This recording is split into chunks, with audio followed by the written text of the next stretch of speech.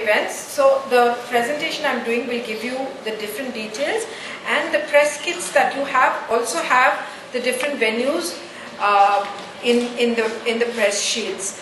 What we've also done is we have, for each event, we have picked different subjects that you can, it's in your press kit, different angles that you can take to address different issues, because you know maybe in Living Legends you talk about the different issues facing craftsmen in design, or different issues facing the livelihood of craftsmen. In the Craft Bazaar you talk about, you know, there are different angles that you can talk about, because craft is one of the largest employment sector. In Vastra there are things about textiles that you can pick on. So I've done a little pointer which is in the press kit, so which you can read and you can pick different angles. So just going to the thing, this is the 17th General Assembly, part of our daily architecture and part of everything that we've done over the last many thousands of years. And craft in other countries has represented different things, and in the Far East you can see it in different walks of life, and because they've become more mechanized, you'll see things that they value their craft much more. It's almost become like an art form. It extends from jewelry to paintings to everything. Craft in Africa is very much like craft in India, where it's more or less part of life, and most African countries are very poor, so people still work with their hands.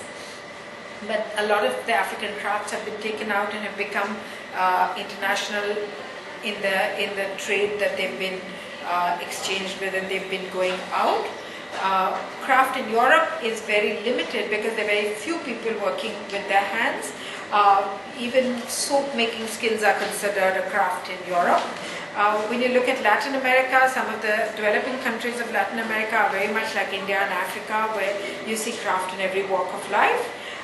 In North America, it's like Europe, where it's much more limiting. You know, when you look at things like the Art Nouveau movement, or you look at movements like the Renaissance, you see so many craft skills that have been used, that have become art today, and they've come in different adapted ways to us today. Central Asia has very exciting craft. So WCC is a world organization that works for craft globally, and it has different aspects that they address, as Usha Krishna has told you. And this is the first time we've had an Indian president, and you've just spoken to her, and this is the first time that Madras will be hosting such an important event.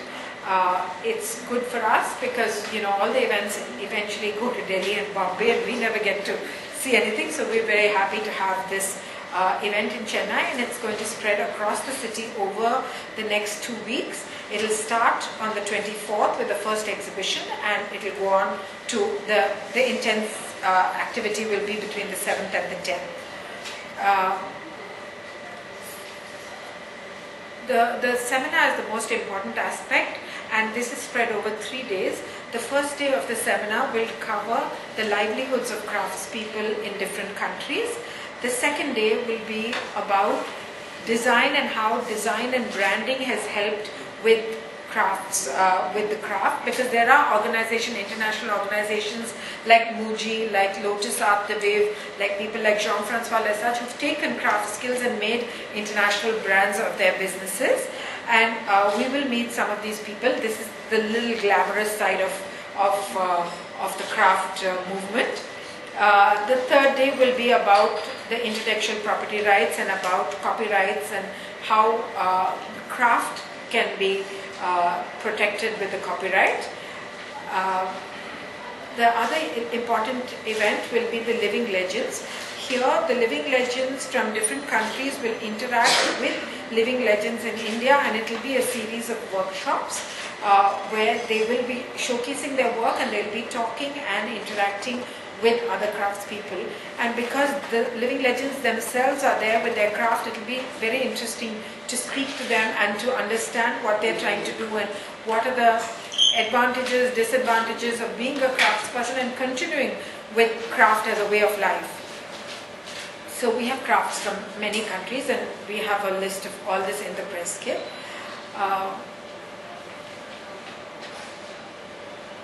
The other important thing that we don't see is we don't see crafts from other countries together in one place, and here 40 of the member countries, though WCC has a larger membership, 40 of the member countries will be showcasing a few of their crafts and selling them. So it's a great opportunity for people to buy international crafts, because we do see a lot of Indian crafts, but we never get to buy international crafts, and this will be at our doorstep. So there will be crafts from different countries which will be, this part of the exhibition will be at the ITC Grand Chola. Then there will be the Craft Bazaar at Valluvar Kotam, which will have 150 artisans stalls from India. And we'll see, this has been specially curated and hand-picked by Crafts Council of India, who have vetted and brought out some of the best craftsmen in the country to this Craft Bazaar. So it will show you excellent craft, and it'll be, you know, it'll have a buzz, and it'll also show you how people have, how their works have changed and how they've started doing products that are different and interesting, because at this point they don't interact with the middleman, they come and interact with the public, so they adapt their designs, because every time they come to a craft exhibition, the next time their designs change a little bit because they understand what the public wants. So this is a very good forum for the crafts people to be at. Then we go to the more expensive crafts, and we've got an entire section on crafts. One of our partners in this event is Ganjam, and the reason why they have a separate section is because they have actually presented and packaged their brand almost like a museum collection.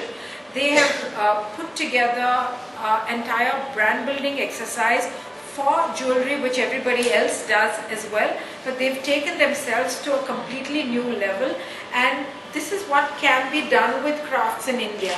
And they will showcase what they are doing, and they will showcase how they built their brand, and they will showcase how they have got themselves the image that the other jewel people have not got, and so they have a separate section. And there's another section which is Jewel Treasures too. This is the second edition of Jewel Treasures. We've done this before in an earlier event that we did for World Crafts Council in Delhi. And this event will have many stalls and fabulous jewelers. And I'm going to request Seema to talk about this, and to quickly, please get up there and you can tell all of them. So Seema will tell you about the Jewel Treasures, because she's handling it and she's better equipped. Morning everybody, ladies and gentlemen. Interest in jewelry. So I think if the media gives these jewelry craftsmen enough exposure, it will be good to help them, because other than the retailers, there will also be jewelers themselves. And Seema has a list of all this, and she... There is a list which has been given to you of the participants who are having permission. So if you need any more information, please get it from Seema. So we also have Vastra, which is the textile crafts of India, and which will have, it's at Lalit Kala Academy, and it will have almost 40 different textile crafts that will be exhibited. Then one section that we have, which is in Lalit Kala, is Seva, which is an organization that has done enormous work. They've won awards for the kind of work that they've done, because they have something like 60,000. Okay, 60,000. I thought it was 8,000. 60,000 crafts women working, and they've helped it almost. It's been like a social project, but using crafts. So they've had a lot of success, and they will be doing a workshop during this thing at Lalit Kala.